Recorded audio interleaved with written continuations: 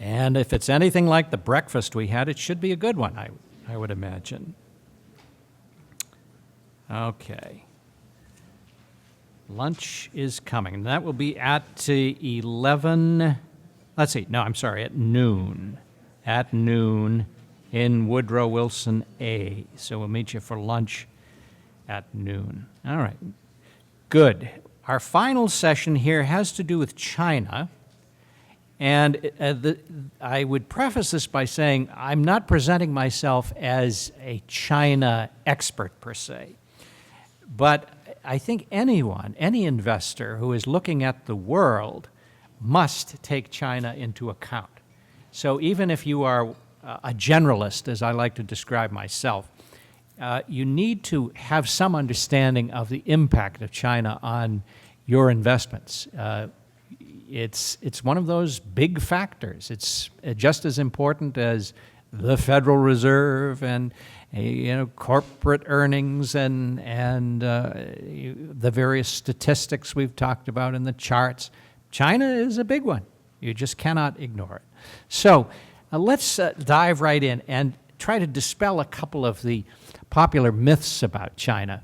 People in the newsletter business are kind of funny. I see some newsletters, they're trying to get publicity for themselves. And one easy way to get publicity is to come out with apocalyptic, end-of-the-world predictions about what China is going to do to us. They're going to bury us. Their economy is going to bury us. And we see all kinds of numbers suggesting their economy is going to be much bigger than ours within X number of years.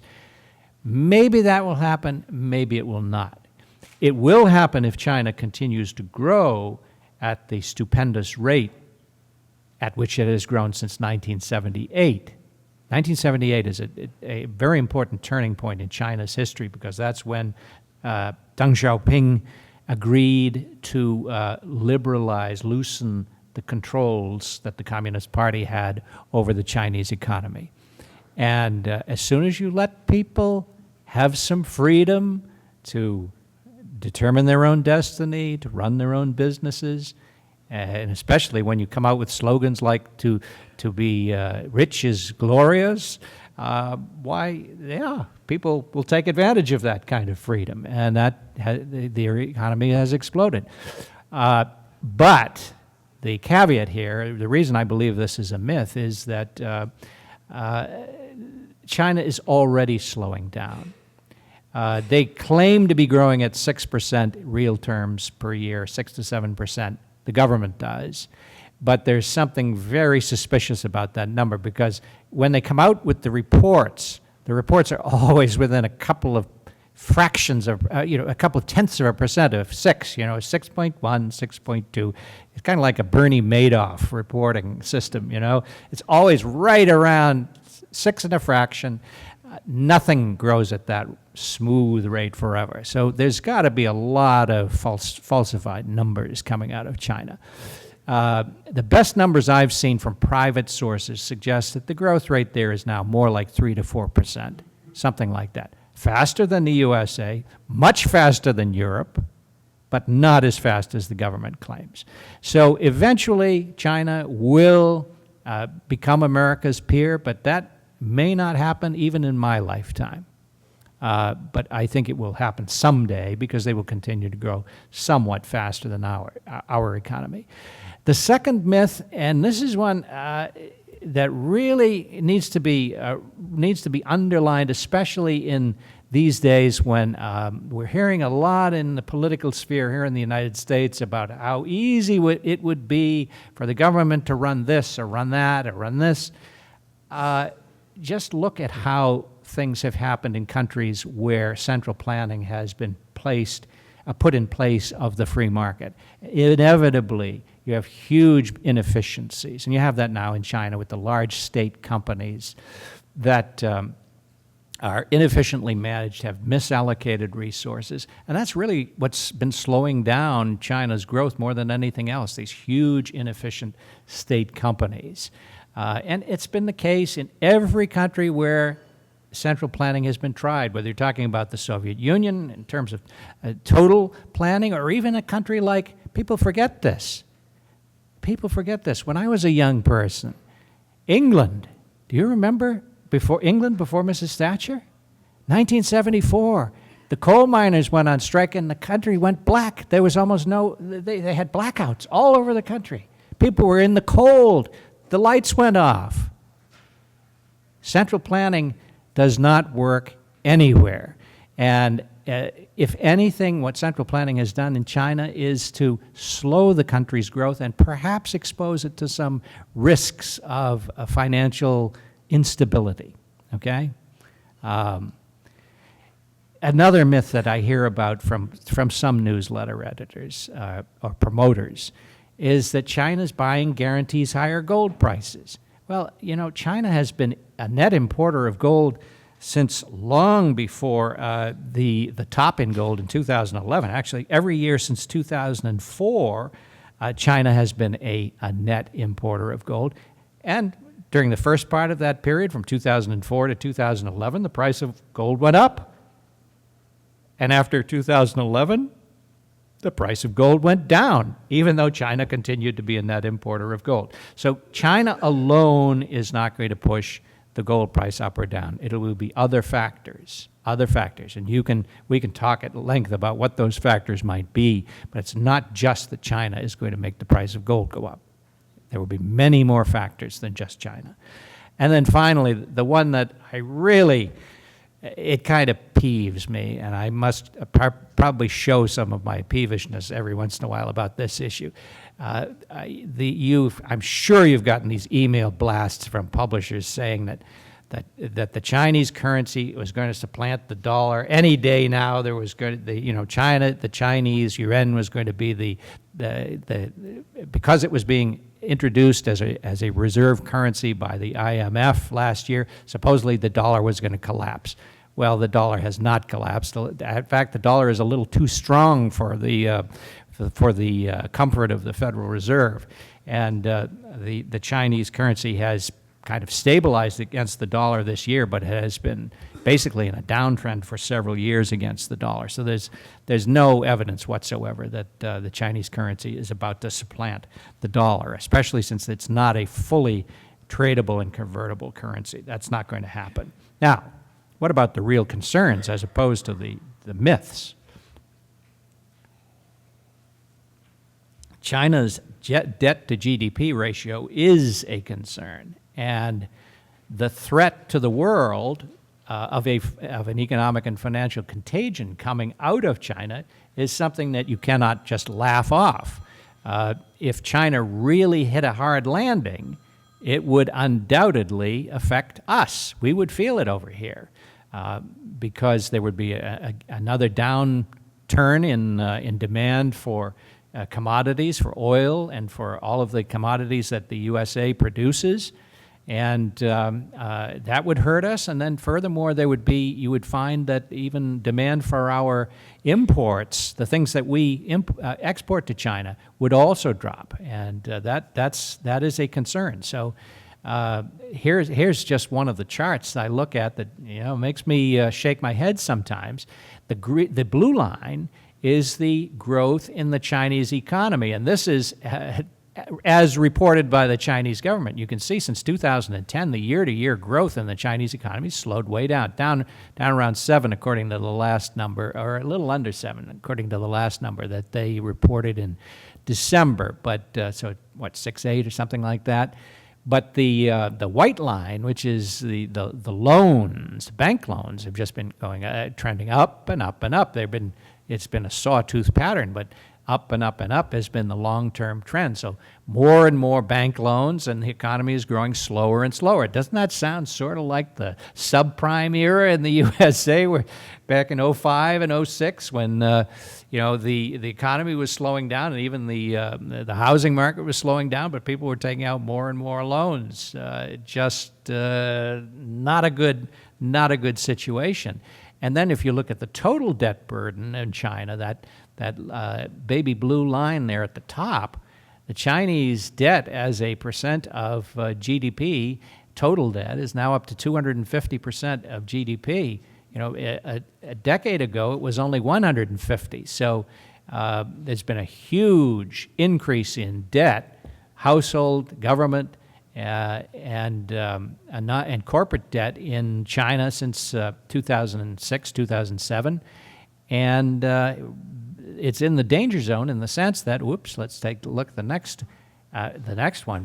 When you get up to this 250% of GDP, debt to GDP, 250 or more, you get into the zone where various countries have run into financial difficulty. Japan in the late 1980s. See the arrow there? When you got up to past 250, Japan was overloaded with debt. And Japan also, by the way, had a very extensive central planning apparatus. Many Americans admired it. Japan Inc., remember all the talk about Japan Inc. in the late 1980s? Central planning, government directing resources into favored industries. And what happened when there was too much debt accumulated and the debt came home to roost? 25 years of stagnation. Let's hope this doesn't happen in China, but it is a worry.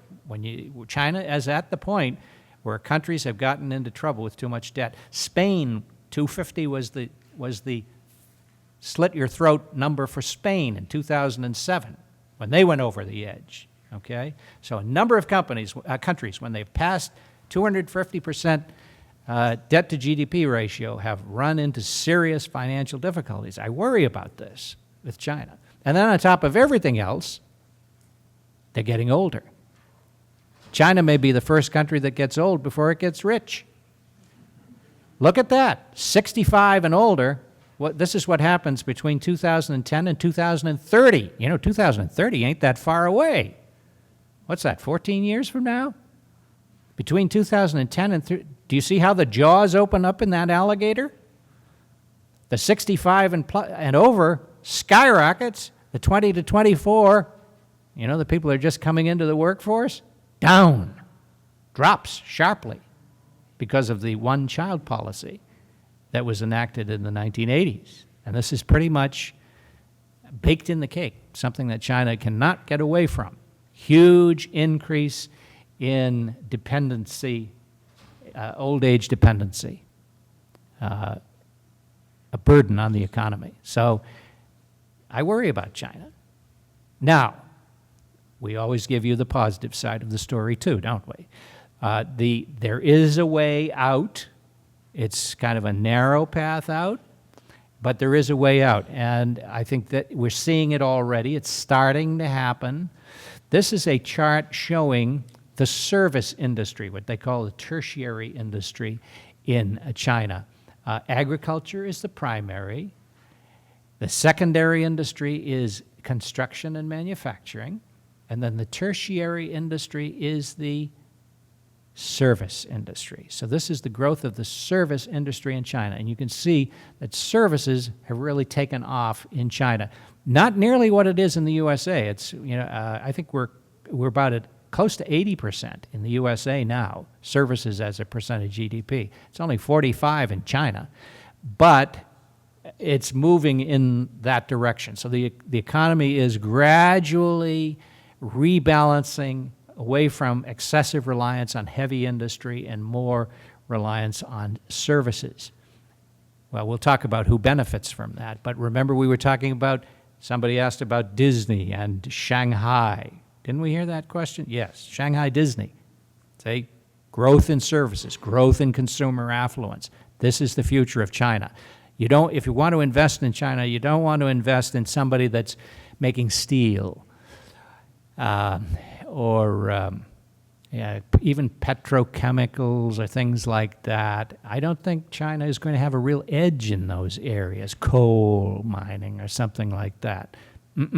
I don't think that's where the edge will be. It will be in consumer affluence, in that sector of the Chinese economy. We're looking out 5, 10, 15 years, okay? It's already happening. So here are the growth areas to watch. Healthcare. Here's an amazing statistic on healthcare. China spends about 5.6, you can make a note of this, 5.6% of their GDP on healthcare, okay? In the USA, now, USA, it's outrageous what we spend on healthcare, but this is the other extreme. 17.1 in the USA. These are 2013 figures. So 5.6 in China. We have 17.1 in the USA. So about 1/3 the healthcare spending that we have in the USA. Compare it now with Europe, about 11% Western Europe. You're looking at civilized countries like Switzerland and and Germany, about 11% there, okay? So it's going to take China a long time to get to Western European healthcare standards. We understand that. But what direction are we moving in? Undoubtedly, the Chinese are going to be spending more on medical care for their people. Undoubtedly. This is one of the near certainties of life, okay? Financial services, I don't think the Chinese need an awful lot more in terms of real estate loans or speculative loans on bales of cotton or something like that. But what they could use is some financial services and insurance, credit cards, wealth management, all consumer things, not speculative financial services, but consumer things. E-commerce. Big thing in China. Big thing, because they don't have the network of brick and mortar stores that we have in the USA, or even in Western Europe for that matter. So e-commerce is a really big thing in China. In fact, one of the companies I'm going to mention in just a second claims to be the biggest retailer in the world. I don't know. Maybe it's true. I have to look at that claim a little more carefully, but just this week they claim to be bigger than Walmart. Okay, I'll mention the name and you can do your own homework on this. But e-commerce is a big thing in China. Leisure. What do people do when they have a little extra money? They watch Disney. They go to Disneyland. They watch movies. The Chinese love video games. Video games are a huge thing in China, much more than they are in the USA. It's hard, really, for Americans quite to grasp the level of this thing. Big thing. Restaurants, eating out, travel, all consumer things. And even logistics, something like, I don't have a specific recommendation for you in this area, but this would be an area to research further if you're interested in things like real estate. Not speculative real estate like building empty, cities of empty office buildings, but logistics warehouses. That's what logistics is, just a fancy name for warehouses. Because in an e-commerce economy, you're going to need warehouses to ship goods out all around a place. And so if you could find some of you world travelers, this would be a great thing for you to check up on. Look into opportunities to invest in warehouse space in China and logistics operations. I think that's a big coming thing in China. Okay. Now, as far as the Chinese stock market is concerned, not ready yet. Not ready. I'm still very concerned about that. The Shanghai stock market, here it is, 1-year chart. Yeah, it's back up around 3,000, so it's above its lows from February and January and February, but still way below the highs and way below the 200-day moving average. That's that blue line you see there. I'd want to see much more evidence of basing before I'd be willing to try investing directly in China. But there are back doors to Beijing. There is Apple. Apple. Did you know that in 2015, China surpassed the United States as the #1 buyer of iPhones in the world? The country with the number one customer for Apple iPhones is China now. That's a real number. That's not, just this nonsense about is China's economy bigger than ours. That's all phony baloney numbers. This is a real number. iPhones, more iPhones sold in China than in the USA for the first time. So is China an important market for Apple? Absolutely. The most important of all, at least looking towards the future. and Apple Pay was just introduced in China on the in February this year. I think it's going to take off in a big way because Chinese people love the convenience of being able to pay right there with their smartphone. So Apple, I think, has a great opportunity to grow there in China. It's above our price right now. I'd love to buy some if it comes down maybe around 103 or so. We bought Apple earlier. I hope some of you are buying it in the 90s. I heard from a few folks that did that. Good for you, good for you, good for you. We were buying it in the 90s. That was the best time, wasn't it? Yeah, it was a little scary then. It was a little scary, but we did. We pushed that button, didn't we? It was hard, but we pushed the button, and we're glad we did. Okay, if it comes down a little, down to 103, maybe I'd buy some more. Disney, we talked about that. The Shanghai, $5 billion is what it's costing them. $5 billion. Opening on the 16th of June. Watch for the news on that. Metlife. Now, this is interesting. Metlife is a partner with a Chinese company offering life and accident insurance and savings products to Chinese people. And I think the prestige of an American financial institution is worth something over there. It's worth something. Especially, by the way, MetLife was the only large insurer that did not cut its dividend during the financial crisis. All the others cut. U.S.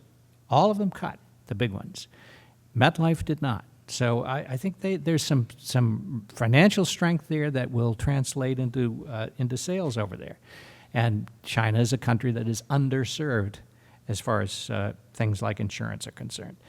Roche, we talked about that. This is a great opportunity. If China is spending much less on healthcare than other countries, and Roche is bringing out this crop of cutting-edge products that will save lives, extend lifespans, of course the Chinese are going to want that too. So this should be a good market for them. And finally, I just threw in Yum Brands. Yum, which is the parent of Kentucky Fried Chicken, largest quick-service restaurant chain in China, bigger than McDonald's, 5,000 stores. Yeah, they've had some issues, supplier issues, but that's the kind of thing that it comes and goes. If you run a mass market restaurant operation, as you've seen even with Chipotle, and their elite reputation, these things happen. These happen even in the USA, okay? Right in the USA, with all of our controls over food quality, it can happen to Chipotle. Yes, it happened in China, but you fix that, and Chinese people like Kentucky Fried Chicken. Don't argue with it. It's make some money on it. So if Yum comes back to 76, I'd be willing to buy that. They're going to spin off their Chinese business into a separate company. So if you wait on that a little while, maybe later this year, if you want to invest directly in the Chinese consumer, that would be a pure play on the Chinese consumer, and it would be an American company. Really kind of an interesting way to do it, because you'd have American reporting standards, but it would be a pure play on the Chinese consumer. Yeah, I think that might be a very interesting little way to go. And then among the Chinese companies themselves, now these are not cheap. These are listed here on the U.S. exchanges. Actually, Tencent Holdings is traded over the counter like Roche. It's Roche. It's not not on an organized exchange, but you can buy these two stocks. These are not. How shall we say? They were organized outside of China, so they're not really under the thumb so much of the authorities there. There's a little independence, just a little independence, and I'm not going to exaggerate this because remember, this is a society that's still heavily controlled from on high, but These companies have a little more room to maneuver because they were started by people who incorporated them outside of China. And Alibaba is the company that claims to be the largest retailer in the world. I'm going to have to see how they come up with that number, but they claim to be basically Amazon, eBay, and PayPal all rolled into one. They do kind of like what Amazon does. They have a lot of. I don't think they have so many of their own storage places, but they will basically be a conduit for sellers who want to reach buyers directly, retail buyers or business-to-business buyers directly. And it's a huge, rapidly growing business. It's selling at about 29 times this year's earnings, so it's a little higher than I would like. But it's one that, at the right price, especially for a younger person. Here we go to the question that I got from a number of young folks who came up afterwards, after each of these presentations. Where would I'm 30, I'm 35, where should I put some of my money now? Long run, some of these things where you got a mega trend, Alibaba, yes, 29 times seems like a lot, but back in 2004, I missed out on something I should never have let slip by me. You know what stock I didn't buy because people told me it was too expensive? Google. Even back then, I loved using Google, and there's one guy in particular I'm thinking of. He's a PhD from the University of Michigan, and I read his article. And when Google came out, it was $90 or something. I think the first day it traded $95, and he said it's only worth 25. And I said, "Whoa, no, I can't do that. And, of course, it's gone up about 10 or 15 times since then. I just wish I had not read that article from that PhD at the University of Michigan. And so I have a feeling something like Alibaba, Tencent Holdings is a little different. They're the Facebook of China, okay? Instant messaging, online games. These Chinese companies seem to like to have several interesting business lines. Remember I told you Alibaba is Amazon, eBay, PayPal all in one. Tencent Holdings is Facebook, gaming. I don't know who's your big online gaming thing in the USA. I guess it's just not that big a deal, but it is a big deal in China. And then the third one, like Uber, they do this car hire. That's a big thing in China because they have such a problem with traffic. If you envision this now, they have, especially in Beijing, but in many of the big cities in China, terrible traffic problems. So a service like Uber is perfect for that kind of society where you want to minimize the number of cars that are on the road and you want to get the most efficiency out of the ones that are out there. And they're doing this car hire, ride sharing, that kind of thing. Okay, so they're big on that. And, Tencent Holdings, just to give you some illustration of what kind of growth is going on here, they're trading at 37 times earnings, which is a lot. Estimated earnings for this year, 37 times. It's a lot. But in the most recent quarter, their sales grew 45%. That's in 1 year. Their earnings were up 21% in 1 year. So if you're a younger person with a longer time horizon, I probably am not going to do this myself, to be honest with you. I'm too old for this stuff now. But if I had it to do over again, what are some of these things that could really go a long way? The next, essentially, a Google. What could be another Google for me? I would seriously look into Alibaba or Tencent Holdings or both, and put a little away. Call that my money for the next 15. Call me in 15 years and see what it does. When I'm 15 years from now, I'll be almost 80, so I can't do that. But some of you folks can. So do a little of your own homework. I just want to plant that bee in your bonnet and let you let you think about it. Okay. And then, for those of us who are kind of chickens, I'm not a bull, I'm not a bear, I'm a chicken. There are mutual funds that invest in China, and here are two of the best. They're both no-load funds. The Matthews Fund has a lower volatility record, so that it'll give you a smoother ride. And the interesting thing that distinguishes these two funds, Fidelity China Region and the Matthews China Dividend, is that both have had a positive return for the past 5 years through the end of February, which is where I had my last look at the data. What's so special about that? I mean, you say the last 5 years, U.S. has done very well. What's so special about a positive return? Well, most China funds have been in the red for the last 5 years, not done well. So this is another analytical technique that I hope will survive me by many years. Some of you young folks that are out here, long after I'm gone, I hope you remember this little trick, that a great way to find the next big winners, whether in the mutual fund field or in the common stock area, is to look at an area of the market that has been hurt badly over a lengthy period, 3, 4, 5 years, and see who has kept their heads above water, who has managed well through this extremely difficult period for that industry or sector. Those are the people that have the real talent, the people that have done well in the really bad times. And these are the two. These are the two funds that really stand out in the hard times for China region investing. Last 5 years have been tough. These two have really stood out.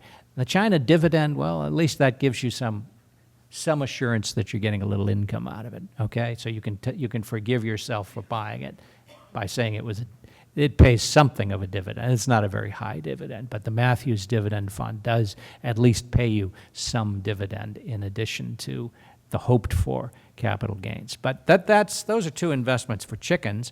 And then, finally, this I think is intriguing too. It's not specifically a China play, but in a way it is related to China. I have been watching the movement in grain prices. Grain prices are way, way down. Some of the main grains are down 40, 50% from their highs of only 4 years ago. And you were talking about corn, soybeans, wheat, way, way down. This is, just think about this. You've got a world where there are more mouths to feed every single year. You have a country like China that wants to feed itself better. So you're going to have more consumption of protein in coming years. They're going to need these grains. And those grains are at like a 4 or 5 year low in price. Looks kind of interesting to me. In fact, all three of these grains are trading below the cost of a farmer's production in the USA. Now, there's some farmers that can still make money at these prices if you have a really productive piece of land. But overall, these three grains are trading below their cost of production in the USA, which is, of course, the most productive nation in the world for agriculture. So, something tells me that these grain prices are too low. And this is an exchange-traded fund that actually an exchange-traded note that it's a bond that is indexed to the price of these three grains. So I'm looking at this.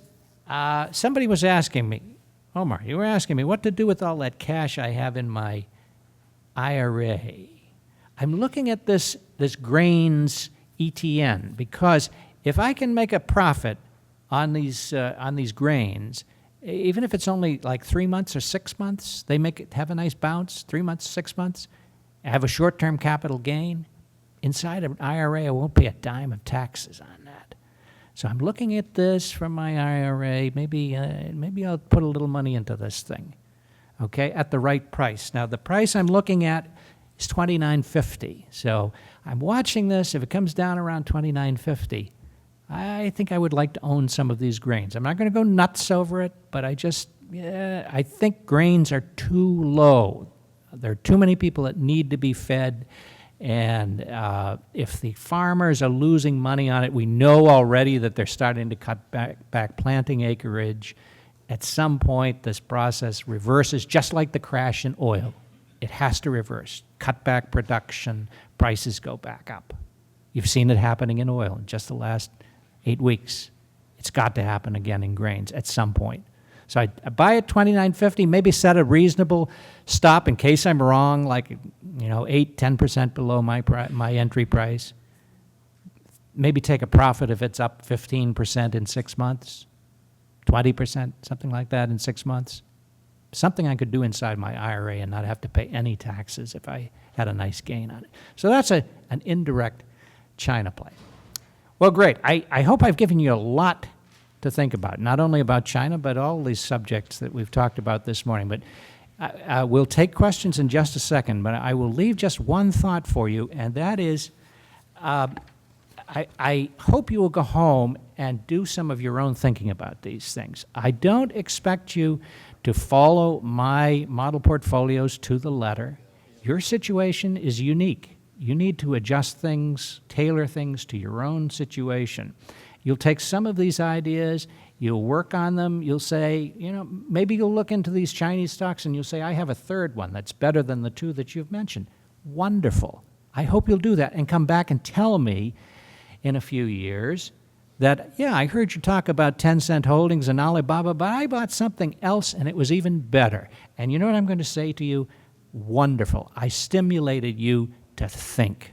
That's what I want you to do. Think for yourself. Think for yourself. Take responsibility for your own life. And then you're going to be happy with the results.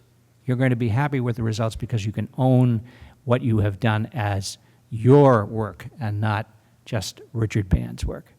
And that way I think we will be friends and partners for a long time to come. Thank you very much.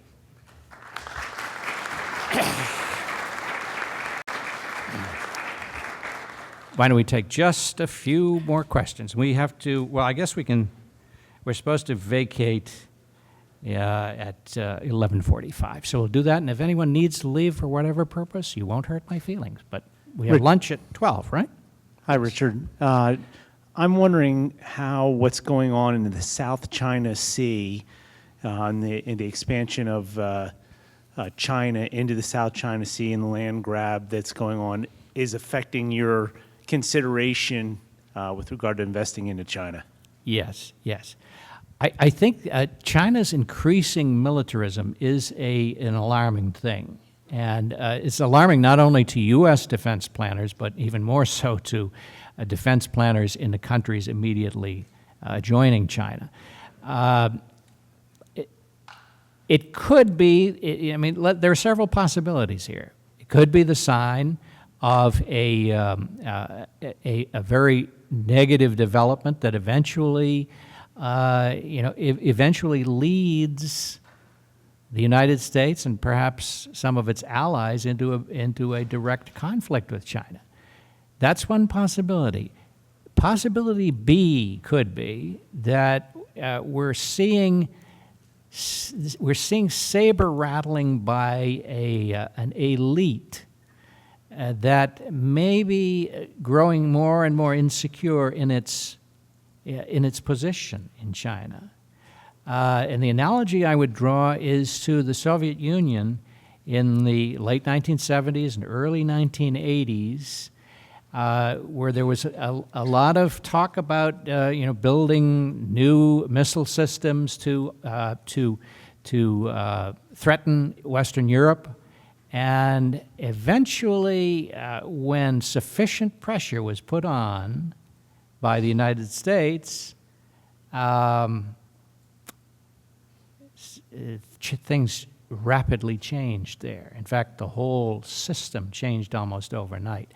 It could go either way. It could go either way. So I think it will depend a lot upon the resolve of the United States. I think if you look back at the history of China, I read an interesting book about this not long ago. The kind of militarism we're hearing now is really not endemic to Chinese culture. It's kind of contrary to Chinese culture. And so that's why I think it represents the views of a group that may be feeling that it's losing its grip on power. So that is something I would watch for. And if China were to experience real political reform on in the way that, say, the Soviet Union did, and after 1989, it would be a very different world that we would face in the next 10 or 15 years. Very different world. People were asking me, how could you ever become really bullish about the economy, the way things are so bad right now? Well, one reason I became very bullish on the 1990s, were any of you at the Las Vegas Money Show in 1990? It would have been in May. Were you, sweetheart? May 1990? I gave a speech there that was reported in the Wall Street Journal, and they kind of sneered at it. I said that the 1990s would be a period of unparalleled prosperity for the United States and for the free world, and that wasn't such a bad forecast. People really did, and then the reason I gave was the fall of the Berlin Wall. It set off a whole bunch of positive dynamics.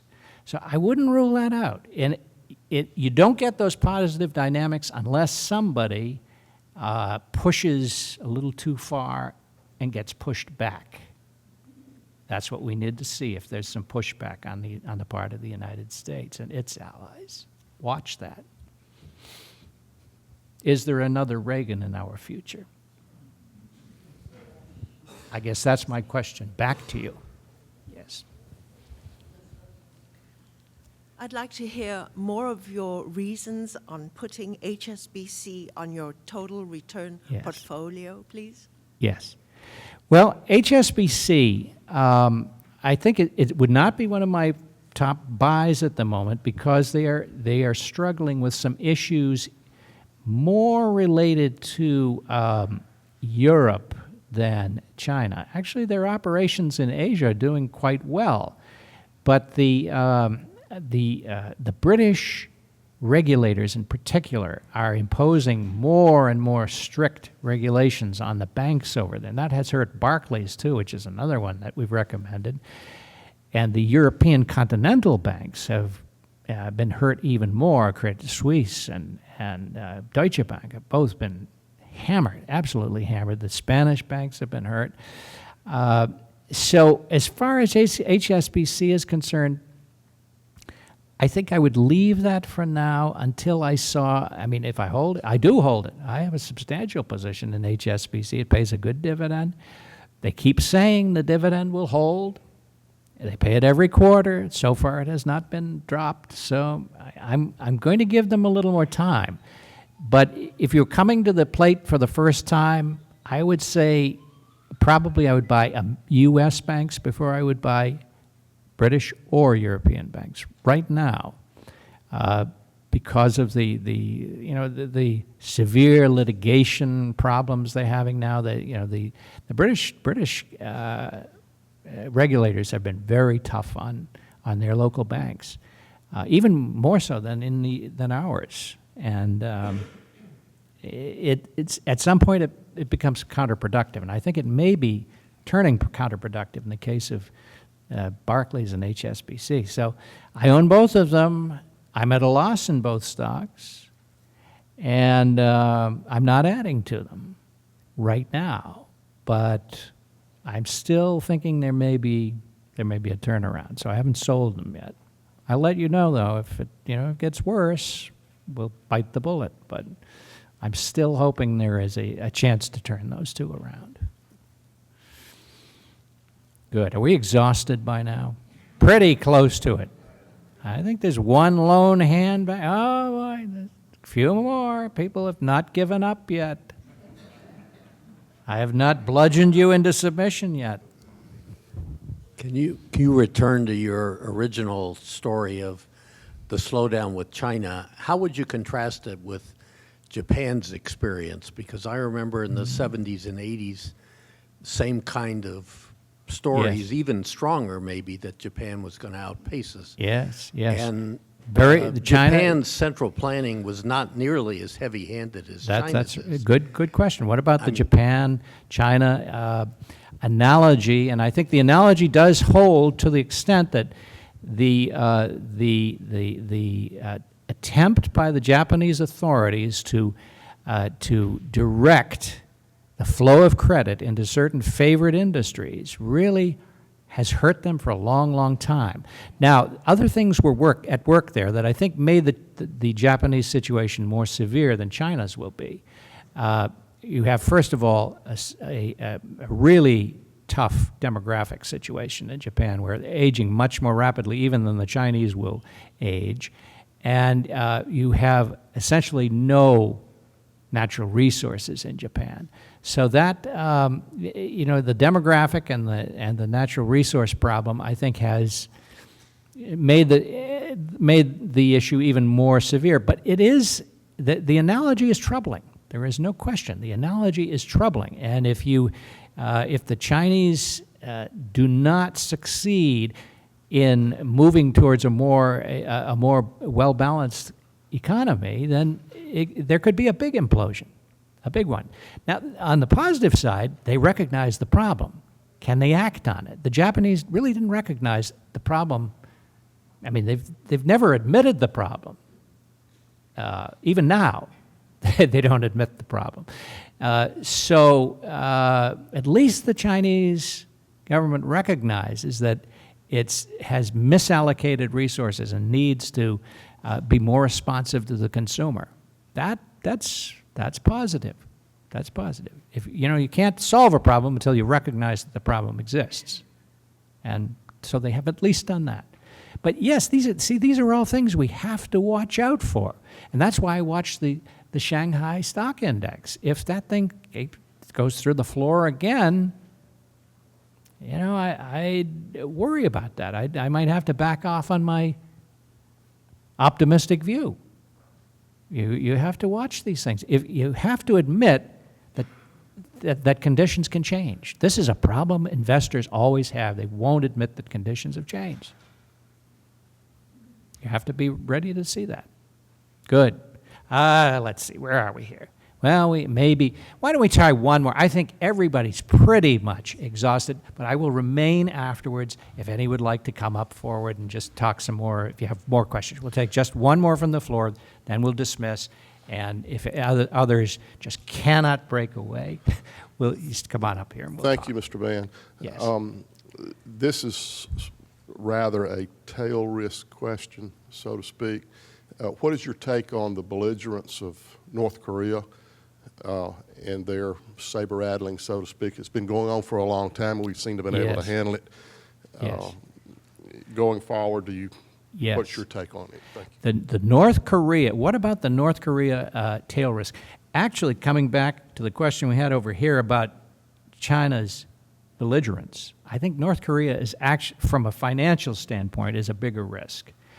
Because let's say they did, I don't know exactly what they have in terms of nuclear capability, and they're not known for their candor either. So what they actually have is, it may be known to our people at a very high level, but it's not known to you or me.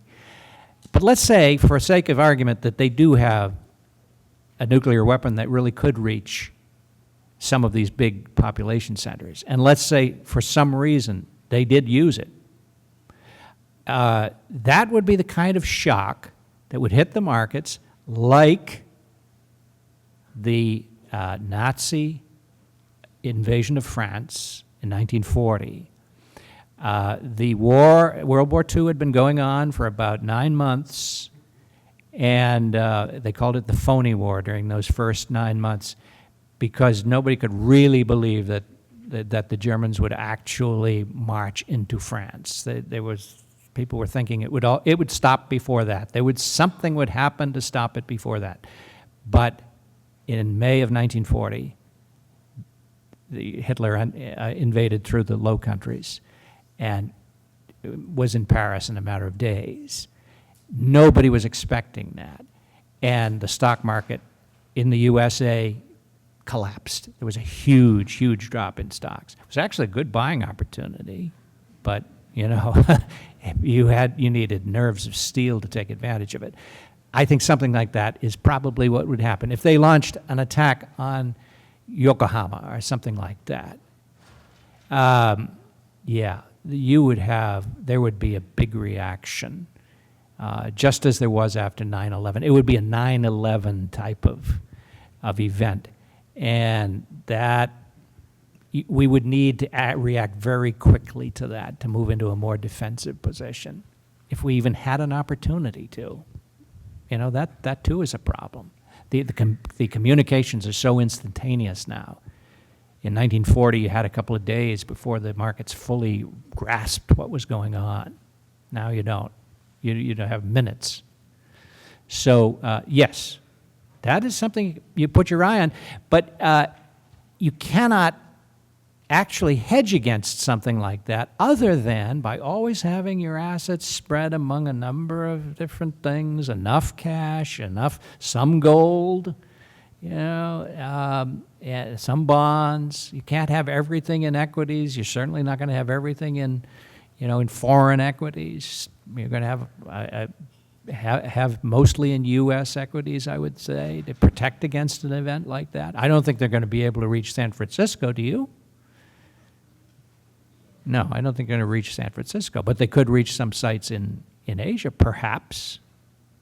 So how do you hedge? You maintain a balanced, diversified portfolio and be prepared to react if you have to when the news comes through.